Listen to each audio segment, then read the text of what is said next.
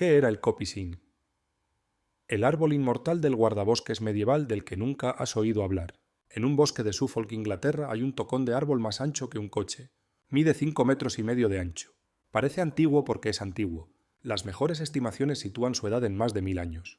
Pero aquí está la parte que no tiene sentido. No está muerto. Ahora mismo están brotando nuevos tallos de él. Este año de la misma manera en que han estado brotando de ese mismo tocón desde antes de la conquista normanda. Ahora conduce 30 millas hacia el este. Allí hay una plantación comercial de madera plantada en la década de 1990. Filas de picias de Sitka idénticas, espaciadas uniformemente limpias e industriales. Varias secciones ya han sido taladas y replantadas porque la primera generación fracasó. La enfermedad se propagó por el monocultivo como fuego sobre hierba seca. Toda la plantación es más joven que la mayoría de las personas que están viendo este video. Algo no cuadra. El árbol que fue cortado cientos de veces a lo largo de 1000 años sigue vivo. Los árboles que fueron cuidadosamente plantados y dejados en paz ya se están muriendo. Un sistema produjo madera continuamente durante un milenio. El otro no puede superar una sola vida humana sin colapsar. El tocón de Suffolk no es un accidente. Es la última pieza superviviente de un sistema de gestión forestal tan sofisticado que sostuvo la demanda de combustible, materiales de construcción y recursos industriales de toda una civilización durante más de 500 años. Un sistema gestionado no por máquinas, sino por un solo hombre, con un título legal, un calendario y un hacha. Y la razón por la que ese tocón sigue vivo es el hecho más contraintuitivo de la silvicultura. Cortarlo es exactamente lo que evitó que muriera. Si alguna vez has gestionado un bosque o intentado cultivar tu propia madera, deja un comentario. La comunidad de este canal aporta constantemente conocimientos que profundizan estas investigaciones y quiero conocer tu experiencia. El árbol que se negó a morir. El tocón de Suffolk se llama cepa de monte bajo, y el principio detrás de él es tan simple que suena a error. Cortas un árbol casi hasta el nivel del suelo. Dejas intacto el sistema de raíces, y en lugar de morir, el árbol lanza una explosión de nuevos brotes desde yemas latentes en la base. Esos brotes crecen rápido, mucho más rápido que una plántula sembrada, porque se alimentan de una red de raíces que tardó décadas en establecerse. En un plazo de 7 a 20 años, dependiendo de la especie, esos brotes se convierten en varas, lo bastante gruesas como para ser cosechadas. Entonces los cortas y la cepa vuelve a emitir nuevos brotes. Este ciclo puede repetirse indefinidamente. Y aquí está lo extraordinario. Un árbol mantenido mediante copicing no envejece del modo en que lo hace un árbol no cortado. El corte repetido reinicia al organismo a un estado juvenil. Las yemas latentes que se activan después de cada corte son biológicamente jóvenes. Producen un crecimiento vigoroso cada vez. Un fresno normal vive unos 200 años. Se ha documentado que una cepa de fresno manejada de este modo ha vivido más de 1000. El árbol de Bradfield Woods en Suffolk ha estado produciendo madera aprovechable desde antes de que Guillermo el Conquistador cruzara el Canal de la Mancha. El mismo sistema radicular, la misma cepa, más de 1000 años de producción continua. Y esto no es una invención medieval. La evidencia arqueológica de la Sweet Track en Somerset, una pasarela de madera construida sobre marismas en el invierno de 3887 a.C., revela madera identificada como avellano manejado por copicing. Eso significa que los seres humanos han estado usando esta técnica durante casi 6000 años. La biología que la hace posible es aún más antigua. Los árboles desarrollaron la capacidad de rebrotar desde bases dañadas millones de años antes de que existieran los seres humanos. El copicing no obligó a los árboles a hacer algo antinatural. Cooperó con un mecanismo de supervivencia que los árboles ya poseían. Los guardabosques medievales no estaban luchando contra la naturaleza. La estaban escuchando. La silvicultura moderna planta un árbol, espera entre 30 y 60 años, lo corta y empieza de nuevo. El sistema medieval cortaba un árbol y lograba que viviera más tiempo. No cosechaban árboles, cosechaban tiempo. Pero el copicing era solo la mitad del sistema. La otra mitad resolvía un problema completamente distinto. En las zonas donde el ganado pastaba entre los árboles, los ciervos y el ganado vacuno se comían los brotes tiernos antes de que pudieran crecer. La solución era el desmoche o pollarding. En lugar de cortar al nivel del suelo, los guardabosques cortaban el tronco a unos 6 u 8 pies de altura, muy por encima de la línea de ramoneo. Los nuevos brotes surgían desde la parte superior del tronco, a salvo del alcance de los animales. Los árboles desmochados desarrollaban enormes cabezas hinchadas en el punto donde se hacían los cortes, y esas cabezas producían madera con la misma fiabilidad que una cepa de monte bajo.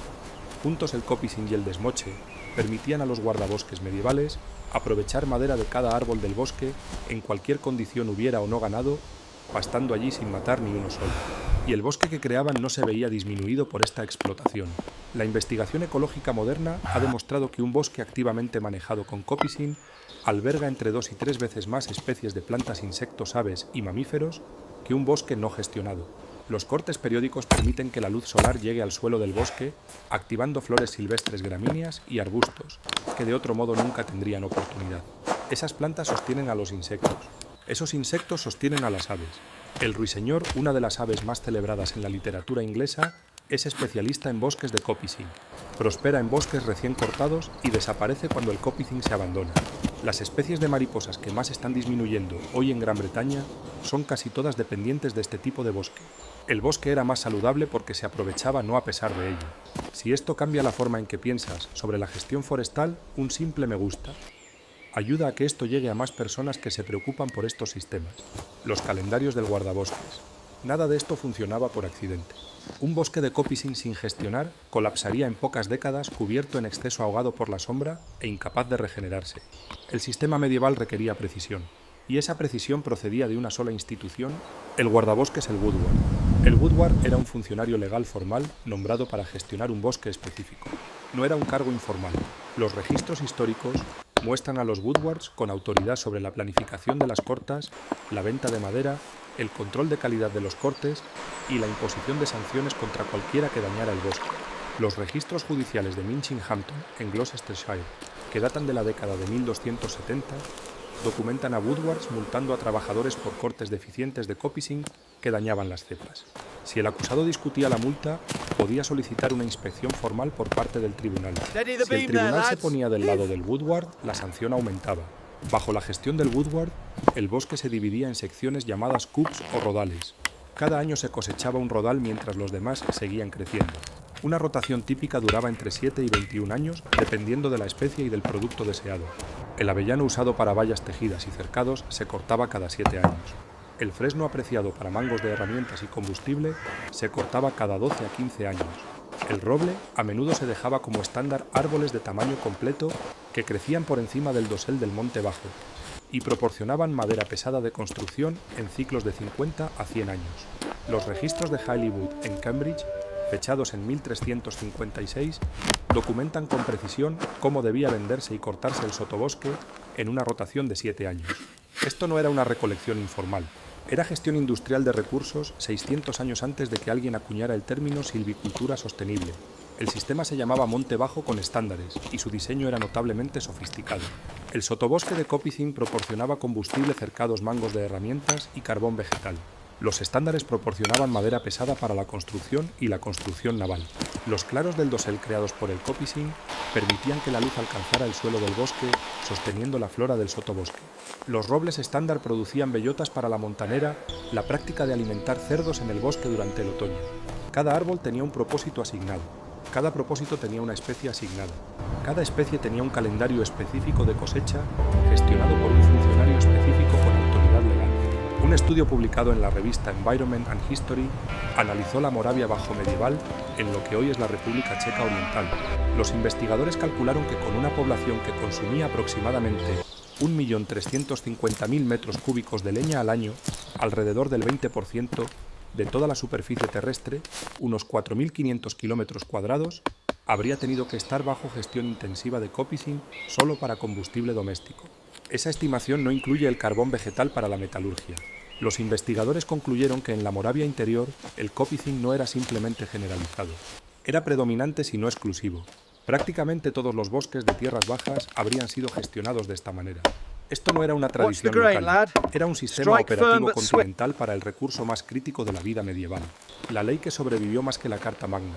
Pero aquí está la parte de esta historia en que la mayoría de la gente nunca escucha. Este sistema no sobrevivió porque fuera eficiente. Sobrevivió porque la gente luchó por él y algunos murieron por él. Cuando Guillermo el Conquistador tomó Inglaterra en 1066, uno de sus primeros actos fue declarar vastas áreas del país como bosque real.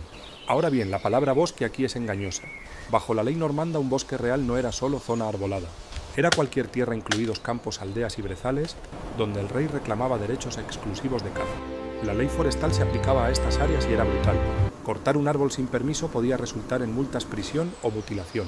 Matar un ciervo podía costarte los ojos. A comienzos del siglo XIV, un tercio del sur de Inglaterra estaba designado como bosque real. El Domesday Book de 1086, la gran encuesta de Inglaterra de Guillermo, registra los bosques como algunos de los activos más valiosos del reino, más valiosos acre por acre que las tierras de cultivo. Y la razón no era sentimental, era poder. Quien controlaba el bosque, controlaba el suministro de combustible, el material de construcción, el carbón vegetal para la metalurgia. El bosque no era solo un recurso ecológico, era un arma política. Para la gente común esto fue catastrófico. Familias que habían dependido de los bosques de Copicing para combustible y materiales de construcción durante generaciones de repente se encontraron convertidas en criminales por hacer lo que sus abuelos habían hecho libremente. Los sistemas locales de Copicing gestionados por las comunidades durante siglos fueron anulados por un marco legal diseñado para beneficiar a un solo hombre y a sus partidas de caza. Entre 1207 y 1212, bajo el rey Juan, los ingresos por multas forestales y pagos de exención alcanzaron la asombrosa cifra de 11.500 libras esterlinas. Ajustado al valor actual, eso se aproxima a 3.000 millones de libras. La ley forestal no era solo revolución, era uno de los instrumentos más rentables del poder real en la Inglaterra medieval. La crónica anglosajona registra que Guillermo el Conquistador decretó que cualquiera que matara un ciervo en sus bosques sería privado de la vista. Su sucesor Guillermo Rufo mantuvo estas penas con entusiasmo. Para una familia campesina que dependía del bosque para el combustible del invierno, el mensaje era claro. Los árboles que tus generaciones gestionaron ahora pertenecen al rey. Tócalos y perderás tu libertad. Posiblemente tus manos, posiblemente tus ojos. El resentimiento que se acumuló durante 150 años de ley forestal fue una de las fuerzas impulsoras de la revuelta baronial que produjo la Carta Magna en 1215. Pero lo que la mayoría no sabe es que la Carta Magna era principalmente un documento para la élite que abordaba los agravios de los nobles poderosos. El documento que realmente importó a la gente común llegó 2 años después. La Carta del Bosque, emitida en 1217 en nombre del rey Enrique III, que tenía entonces 9 años, restauró específicamente los derechos de la gente común a utilizar los recursos forestales. Restableció los derechos de acceso a los bosques reales. Limitó los castigos que los tribunales forestales podían imponer. Permitió a los hombres libres recoger madera, pastorear animales y gestionar recursos forestales. Y aquí está el detalle que pone todo en perspectiva. La Carta Magna fue remitida con frecuencia revisada y finalmente superada. La Carta del Bosque permaneció en los libros de estatutos hasta 1971. Esos son 754 años de vigencia legal continua. Fue la pieza legislativa de más larga duración en la historia inglesa. Los derechos de la gente común a acceder y gestionar los recursos forestales sobrevivieron a todas las dinastías, todas las revoluciones y todas las transformaciones del Estado inglés, desde la monarquía medieval hasta la democracia moderna. Este es el tipo de conocimiento que desaparece cuando nadie habla de él. Si crees que vale la pena preservarlo, suscribirte ayuda más de lo que imaginas. Cada semana cubro una pieza de ingeniería olvidada y hay mucho más enterrado en este tema de lo que un solo video puede contener. El descubrimiento paralelo. Y aquí es donde la historia se vuelve realmente extraordinaria, porque la Inglaterra medieval no fue la única civilización que descubrió este principio. A 10.000 kilómetros de distancia sin contacto alguno, una cultura completamente distinta resolvió el mismo problema con la misma intuición biológica. En el siglo XIV, en los bosques que rodeaban Kioto, los forestales japoneses se enfrentaron a una crisis. La demanda de un tipo específico de madera, troncos de cedro, perfectamente rectos y sin nudos usados en la arquitectura tradicional de las casas de té, superaba la oferta. La tierra llana para plantar era escasa. Las plántulas crecían demasiado despacio. Los forestales de Kitayama necesitaban más madera de menos tierra más rápido. Su solución se llamaba Daisugi, que significa cedro de plataforma. Podaban los cedros de forma tan agresiva que brotes altos y delgados crecían verticalmente desde las ramas restantes, como un bosque creciendo encima de un solo árbol. Esos brotes se cosechaban cada 20 años. El árbol base sobrevivía durante siglos. Un solo árbol podía producir docenas de troncos aprovechables a lo largo de su vida. Los trabajadores trepaban por los troncos cada 3 o 4 años para podar las ramas en desarrollo, asegurando que los brotes crecieran perfectamente rectos y sin nudos. La técnica requería una paciencia extraordinaria, pero las matemáticas justificaban el esfuerzo. Un bosque de Daisugi producía más madera aprovechable por unidad de tierra que la plantación convencional a partir de árboles que nunca tenían que ser reemplazados. La madera producida mediante Daisugi no era inferior a la del cedro cultivado convencionalmente. Los informes la describen como más densa y más flexible que la madera estándar, lo que la hacía ideal para vigas de techo y cabios de la arquitectura más refinada de Kioto. El maestro del té Sen-no Ryu, quien definió los estándares estéticos de la ceremonia del té japonesa en el siglo XVI, exigía Kitayama para sus casas de té. Esa demanda llevó al daisugi a escala industrial. La técnica sigue siendo visible hoy en Kioto, mantenida en templos y jardines privados, como un monumento viviente a un sistema forestal que funcionó durante más de 600 años. Dos civilizaciones, sin conocimiento compartido, sin intercambio cultural. Ambas descubrieron de forma independiente que cortar un árbol no lo mata, sino que lo renueva. Ambas construyeron industrias enteras alrededor de ese descubrimiento. Ambas sostuvieron esas industrias durante siglos. Y ambas finalmente las abandonaron. Los ingleses abandonaron el copicing cuando el carbón mineral sustituyó al carbón vegetal. ¿Y qué reemplazó a ambos sistemas? Lo mismo, la tala rasa. El modelo forestal moderno que elimina todos los árboles de una sección del bosque, replanta con plántulas de monocultivo, espera décadas y vuelve a hacerlo. Un modelo que apenas se ha practicado a gran escala durante un siglo y que ya muestra un fracaso sistémico en múltiples continentes. Solo en el estado de Maine, investigadores de la Universidad de Maine descubrieron que 8 millones de acres de bosque certificado estaban siendo sobreexplotados, lo que conducía hasta una menor estabilidad a largo plazo y a un aumento de la contaminación de cuencas hidrográficas. Los monocultivos replantados carecen de la biodiversidad necesaria para resistir enfermedades, plagas o estrés climático. Cuando un solo patógeno encuentra su camino hacia una plantación de árboles genéticamente similares, no se detiene en uno. Se mueve por toda la masa forestal porque no hay diversidad de especies que frene su avance. Los bosques comerciales modernos no pueden competir con la resiliencia de un antiguo bosque de copicing por una razón sencilla. No tienen sistemas radiculares establecidos, no tienen diversidad de especies, no tienen un calendario de rotación gestionado por alguien cuya carrera entera depende de la salud de esa pieza concreta de tierra. Una plantación de tala rasa está diseñada para una sola cosecha. Un bosque de copicing estaba diseñado para 1000. La matemática de lo que abandonamos aquí es el cálculo que importa. Un bosque medieval de copicing bien gestionado producía entre 3 y 5 metros cúbicos de madera aprovechable por hectárea al año, cada año, sin replantar, sin maquinaria, sin combustibles fósiles. Los sistemas radiculares establecidos impulsaban un crecimiento más rápido que el de las plantas, y la rotación garantizaba que siempre hubiera algo listo para cosechar. Un bosque con 50 hectáreas de copicing podía abastecer a una aldea entera de combustible cercados y materiales de construcción indefinidamente, mientras al mismo tiempo mantenía hábitat para cientos de especies que dependían de las condiciones de dosel abierto que el copicing creaba.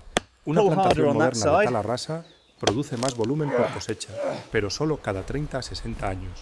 Entre cosechas la tierra no produce nada, y la propia cosecha destruye los sistemas radiculares, la ecología del suelo y la biodiversidad que el sistema medieval preservaba. La maquinaria pesada compacta el suelo. La eliminación de todos los árboles expone la tierra a la erosión. La replantación crea un dosel uniforme que sombrea a todas las demás especies vegetales. Durante 30 años esa tierra es un desierto biológico que no produce madera aprovechable. No superamos la gestión forestal medieval.